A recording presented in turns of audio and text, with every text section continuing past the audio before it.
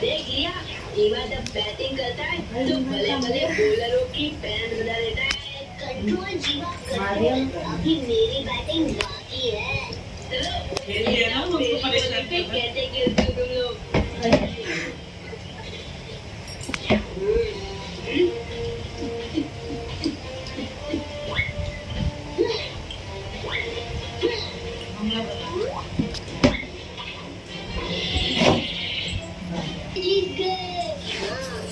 Lucky ring का कमाल है।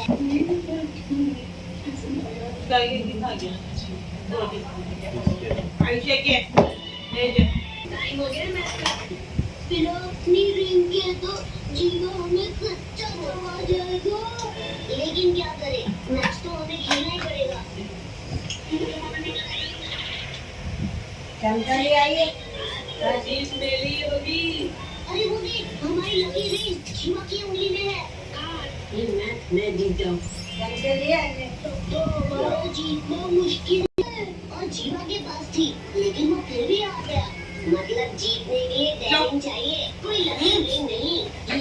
इस रिंग की मदद से होते रहना और नाम है हमारे साथ।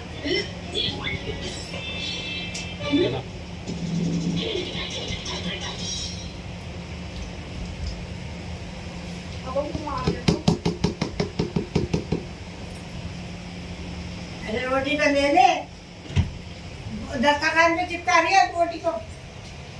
रोटी पे लगे रही। अरे गिर जाएगी खीर। रहने दे। इसके चक्कर में पागल हो गए। तो करता रहता है।